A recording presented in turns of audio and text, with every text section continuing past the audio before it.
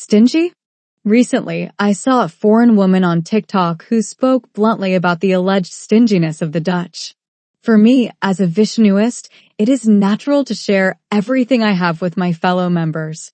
This perspective, however, highlights a clear cultural difference that I would like to explore. Most Dutch people grow up in an environment where even second-hand items are not readily given away, not even to family members. It is the norm here to do what your surroundings expect of you.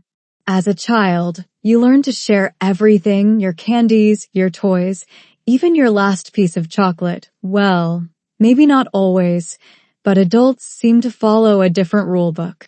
They like to keep everything to themselves because you never know what tomorrow will bring. They first take care of their own needs, and if there is anything left, it might go to the church. And for those who don't believe, they often keep even more for themselves. The problem runs deep. There is a fundamental fear of shortages and a lack of trust in others.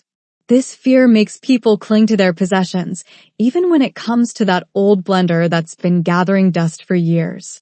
And don't get me wrong, that blender can certainly be useful for someone else.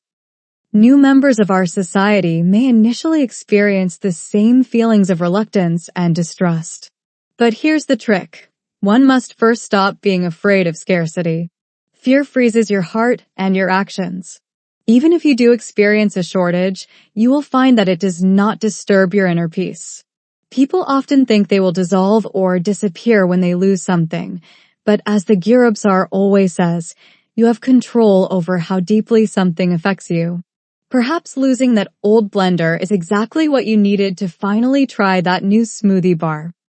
Within our society, it is crucial that members trust each other and know that we always have each other's best interests at heart. We must move away from the fear of shortages and lack of trust, and instead cultivate a culture of mutual respect, trust, and support. Imagine a world where you lend your neighbor that old lawnmower without hesitation because you know he will help you when you need his ladder. So, let's let go of the fear and discover that there is enough for everyone. And remember, the real wealth lies in the relationships we build and the trust we share.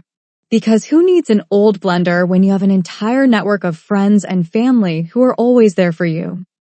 For more information about the Vishnu Society, email Adi Dotinga at vishnu-society@gmail.com or visit vishnuh.nl.